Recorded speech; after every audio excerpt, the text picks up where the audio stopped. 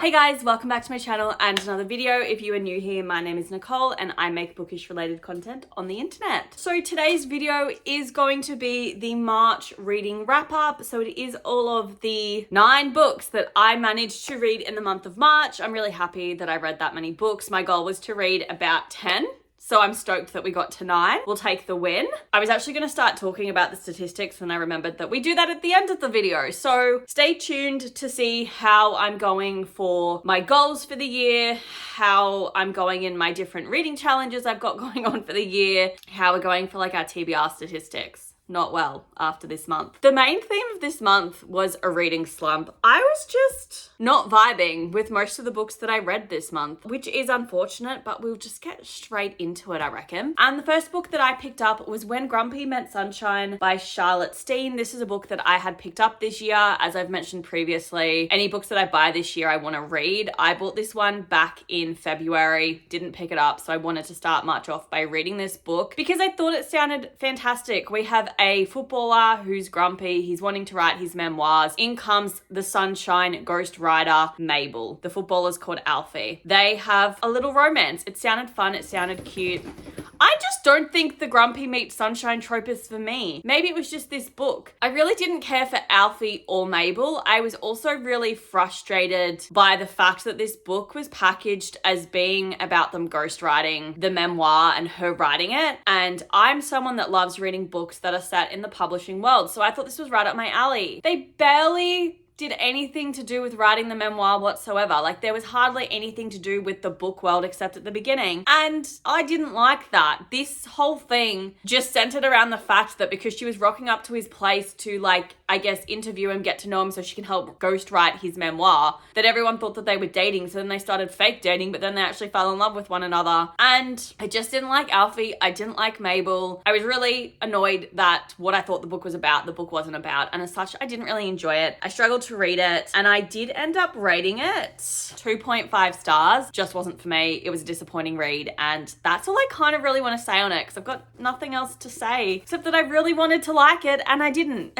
Then the next book I picked up was Good Girl Complex by Elle Kennedy. So this one focuses on Mackenzie and then also Cooper. Mackenzie is basically a rich college student, except that when she was in high school, started her own business, which was basically just people writing stories to complain about their boyfriends, and she posted it online and it's done really successful. I think it's got an app. She's then expanded the business. She took the first year off from high school. She took it off and expanded her business, and her parents really wanted her to go to college because they just all think this is a hobby for her. She also has a rich boyfriend who also thinks this is a hobby, doesn't take her seriously. He's a prick. And the rich boyfriend gets Cooper fired from his local town because his father owns it. And in retaliation, Cooper discovers that I should know her boyfriend's name, but I don't. I feel like it was Preston, but I don't know if that's correct. But I'm going to call him Preston for the sake of this video. Discovers that Preston has a girlfriend, which is Mackenzie, and decides that he's going to get Mackenzie to fall in love with him. And then so she can break up with Preston and then be like an F you to Preston. And that's what Cooper's going to do. I just didn't love it, to be honest. I know Elle Kennedy is super popular.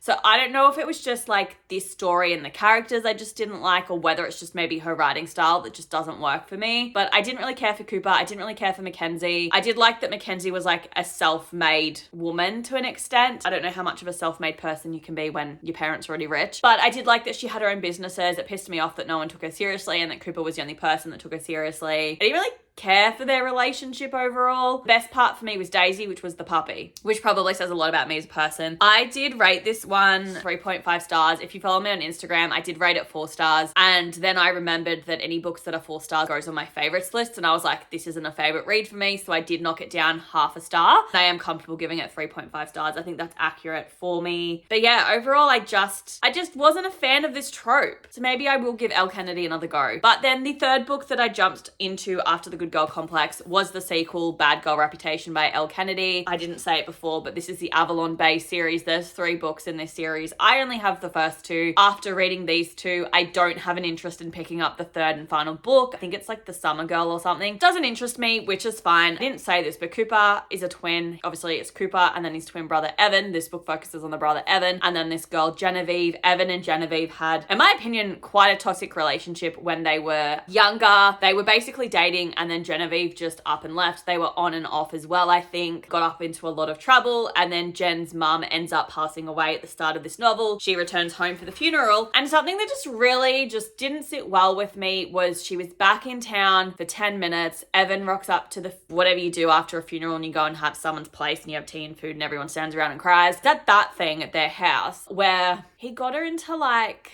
the laundry room or something, and they're almost having sex. And I just didn't like that. I know you guys have a history, but if you've broken up and you don't want to be together, why the hell are we making out and then having sex? Like, it's been a year, calm down. I didn't find it believable. And then the whole book was them being off and on, and Jen being like, no, I'm going back to the town that I moved to, but then staying because mum handled all of the admin stuff of the business and dad's asked her to help out, so she is. Then it turns out we have this whole other subplot of this police officer that is creepy little shit, and she ruined his marriage. But realistically, the creepy police officer ruined his own marriage, because if he just kept his hands to himself and wasn't trying to sexually harass women, they wouldn't have felt the need to go and tell his wife, who then left him. I think I liked Evan more than I liked Cooper. Evan was a bit more misunderstood. Genevieve was okay. I didn't like the tropes. This was a second chance romance. Didn't really like how it was executed. So yeah, like I said, don't know if my issue is the author's writing style or if it's just a case of that these books I just didn't like, and maybe I'll like other books of hers. But if you've read these two and you didn't really like them, and there's other books of hers that you think are really great, let me know, because I'm willing to give it a try, but I just don't want to pick up the final book in this series. I also rated it 3.5 stars. And then book 4 that I picked up was Fire with Fire by Destiny Saria. This novel is also on the 24 books I want to read in 2024. If you watched that video that I put up, you would know that when I read the blurb of this, I basically lost my mind, because it's like modern day story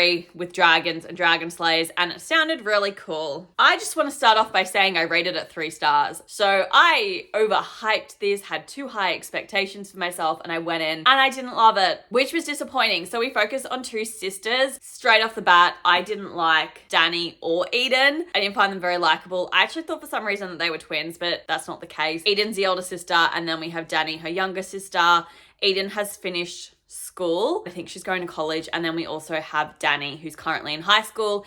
Eden is so dedicated to being a dragon slayer, whereas Dani couldn't really care less, and she's just naturally talented at it. Her family literally murder dragons. There's not many left in the world. And then one day Dani's out at leaving a party or something, and she finds a dragon, and she ends up having a soul bond with it, and she tries to tell her sister. Eden freaks out, tries to kill the dragon, doesn't go very well. The parents are also missing. There's also these sorcerers involved too, who really want Dani because they discover that she's soul bonded to a dragon. The soul bond was interesting because it basically works that if you and a dragon are born on like the same day or something, and you ever meet and touch, you will soul bond to it. So that was cool. I didn't really care for it. Like, I didn't like Eden. I didn't like Dani. Eden really couldn't cope with the fact that Dani was the favorite and was just more naturally talented and didn't really give a fuck about anything. But I just didn't care for it. And there's not a whole lot that I want to say. Like, I read this, but I couldn't tell you realistically what actually happened in it, which is a little bit disappointing for me, but that's what happens. Took me most of the month to read these 4.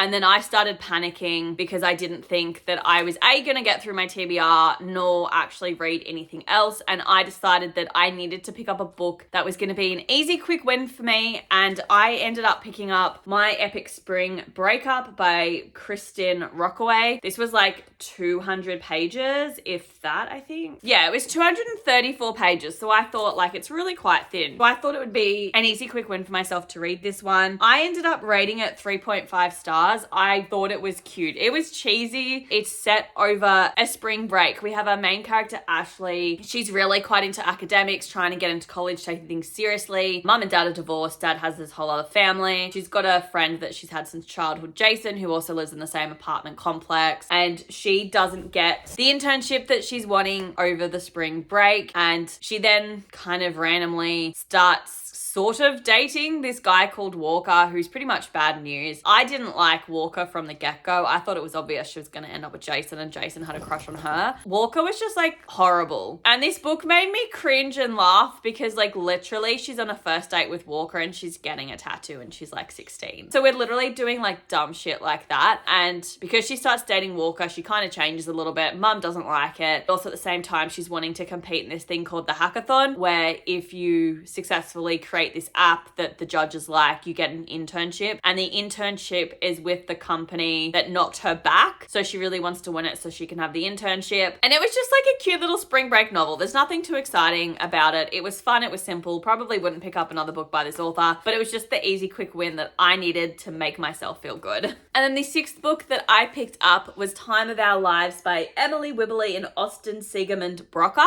This is also another book that is on the 24 books I want to read in 2024.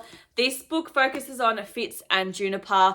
Fitz's mum has been diagnosed with early onset Alzheimer's, and as a result, he is just petrified that his mum is going to wake up one day and start forgetting things, and she's going to sadly pass away because that's the outcome with this disease. And as a result, he doesn't want to go to college far away. He wants to stay locally at home so that if his mum does get sick, but does get worse with the disease, he's there to look after her and care for her. His mum doesn't want him to do that and wants him to go to college far away because she had to do that with her mum. Fitz and his brother are also both adopted, so they're not going to inherit this disease either. His mum makes him go on a college trip with his older brother who's already at a college for him to go and visit all these different campuses because he's set that he's going to the local community college, which is where his mum works. He'll be nice and close and nearby if anything goes wrong. And that's what he wants to do. We then also have our other main character, Juniper. She's the eldest of, I think she's got like 5 siblings or something like that, or she's one of 5. She lives with her mum and dad and then also her auntie. They run a restaurant. Her parents, basically, her dad moved away from the family, met his wife, and then his mum got sick and they came back. We're helping out with the restaurant. And then when they said that they were going to leave because his mum was doing okay, she ended up having a heart attack and dying. Out of guilt, they've kind of stayed. Juniper just wants to get the hell away from her family and wants to go to college as far away as possible. She plans this college tour with her boyfriend, which I didn't know that she had a boyfriend going into this. And I was so confused because I went into this being like, Juniper and Fitz are going to get together and it's going to be great. And then she had a boyfriend and I liked the boyfriend and I didn't know what to do about it because he was sweet, but I liked them together, but then I wanted her and Fitz to be together and it was just a whole thing. I really, really love this book. We have the dual point of view and basically Fitz and Juniper on this college tour, they do meet up a handful of times and then actually end up completing the college tour together. This is a spoiler, but I don't think it's really a relevant one because you don't even know that she has a boyfriend based off the blurb. Her and the boyfriend end up breaking up on this tour. So she finishes the tour with Fitz and his brother, and it was just really sweet because they also came to the realization that what they want out of life at this stage is different too, and Fitz's focus is on his mum. But by the end of the novel, he did realize that he wants to actually give college a go and go to a college, and he's going to just go to whatever college he can, have as much time there as he can, and then when he needs to come home to look after his mum, he'll do that. And it made me cry. It was beautiful. I love the way that Austin and Emily write together. I thought this book was just gorgeous, and I rated it 4 stars, and honestly, it's made me really excited to pick up the other 2 novels of theirs that I have to read this year. I really, really loved it and I thought it was beautiful, and it's one of like a handful of books that made me cry this year. Book 7 that I picked up was Prince of Song and Sea by Lindsay Miller. This was also the last book that was on my March TBR, which is very exciting. This, if you can't tell from the cover, is The Little Mermaid retelling, except it's set from the perspective of Prince Eric, which is fantastic. If you're unaware, The Little Mermaid is my favorite Disney film of all time. So if I can have a book and The Little Mermaid together, you best believe I'm going to read it. This had a very interesting take on The Little Mermaid. Obviously, we're focusing from Eric's point of view and his perspective of what happens in the events of The Little Mermaid.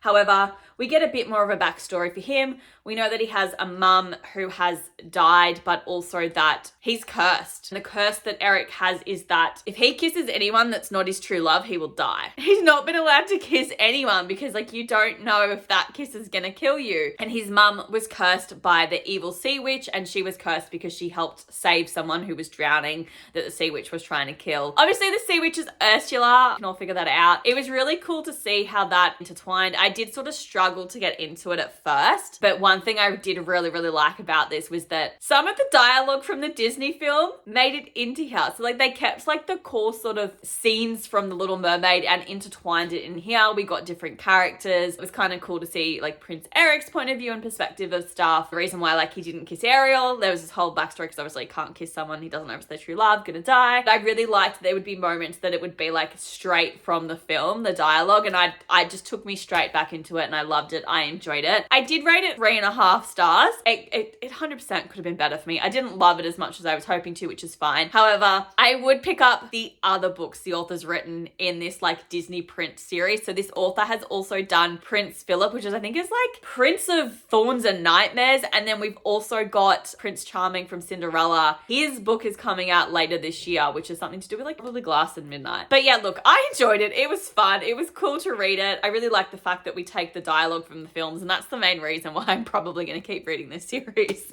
And the next book I picked up was The Bride Test by Helen Hong. We follow on from our first novel, which focused on Michael and Stella. This book focuses on Michael's cousin Kai, who we did meet in the Kiss Quotient. Now, Kai is autistic, and as a result, he feels like he can't love anybody. And he has no feelings, and love just isn't something that's, for him. He's got no interest in it. And his mother does not like this. She is like, no, I want you to be married off and have babies. I want to be a grandma. Kai, however, has no interest and just wants to work. So his mum goes to Vietnam and tries to find a bride for him. She meets Esme and she's cleaning the bathroom and she's talking to her, and Kai's mum basically says, do you want to come to America and marry my son? Esme lives in Vietnam with her grandmother, her mother, and also her daughter, but she ends up taking Kai's mum up on this opportunity and she goes to America. Kai is absolutely gobsmacked that his mum has brought over a bride for him. He's basically going to live with her for 3 months and just keep her entertained. And I freaking loved this book. Esme and Kai were adorable. I really loved how Esme just came in and turned his world upside down. She has absolutely no idea about autism and what it means. And it was great. She basically does lie and say that she was an accountant back at Vietnam and not a cleaner. She also doesn't tell him that she's got a kid. And it's really sweet because Kai doesn't realize that he has feelings for her, and everything that he's doing means that he's in love with her too. And it was just really sweet for him to kind of like work it out. And there's always like an expiration date on their relationship because she's got a ticket to fly back home. But also his mum's also booked like a wedding venue and stuff for them to get married at the end of the 3 months. But it was really sweet. I loved it. I still prefer Michael and Stella. That's still my favorite book out of the 3. This was a really good one and I rated it 5 stars. I thought it was fantastic. I had a great time with it. And then the 9th and final book that I picked up was The Heart Principle, also by Helen Hong. This is the 3rd and final book in the Kiss Quotient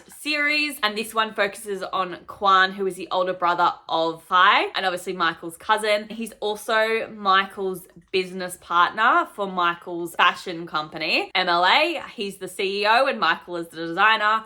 And then we also focus on Anna, who is a violinist. This book was the saddest out of the 3. Its topics are a lot heavier. Anna, our female main character, she throughout the course of the novel is in therapy and actually discovers that she is autistic. So she's dealing with the news of that diagnosis and also family who just isn't supportive and is like, you're not autistic, what are you talking about? And they gaslight her, they manipulate her. It is disgusting. She also has a boyfriend who is trash and literally wants to have an open relationship because he just wants to sleep with as many chicks as he can before he decides to get married. Unfortunately, Anna's father suffers a stroke and he's in hospital. They're able to do surgery for him to survive, but he has no quality of life. He's bedridden and he is dependent upon people changing his diapers because that's how he goes to the toilet. They're literally putting a feeding tube in him to feed him and all he does is sleep. Like he is stuck in this bed unless they put him in a wheelchair, but he just sleeps it off. And it's absolutely tragic. And it was just such a heavy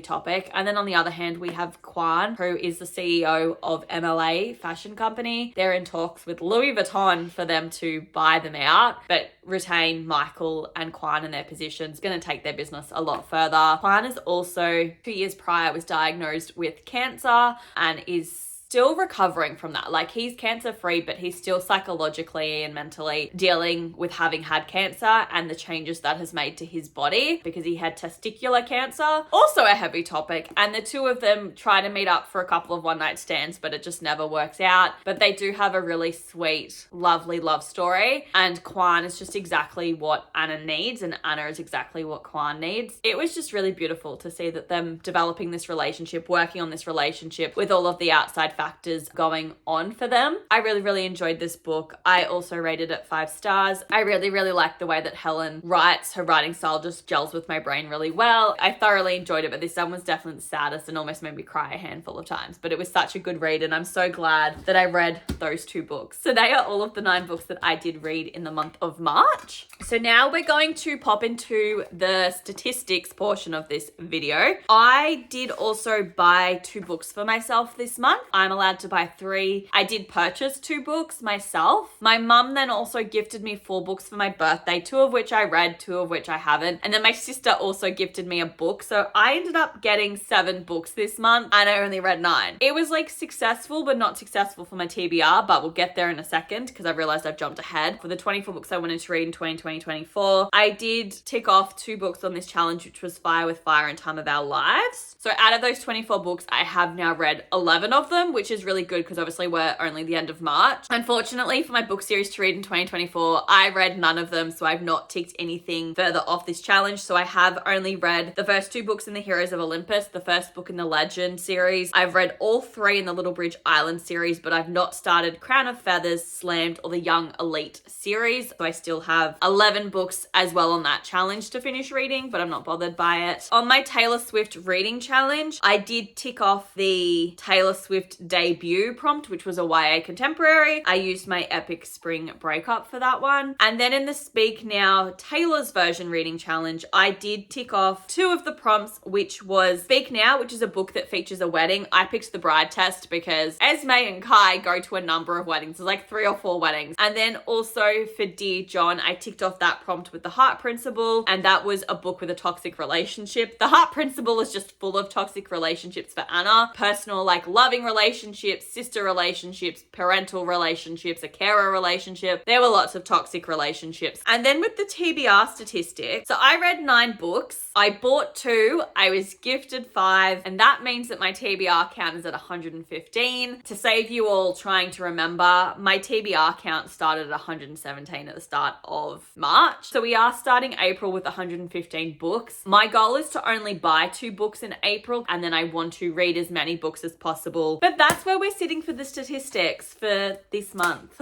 Okay guys, I hope you enjoyed this video. Thank you so much for watching. Let me know in the comments down below if you have read any of these books, what you thought of them, or let me know what books you managed to read in the month of March. I will see you next week for another video. Bye.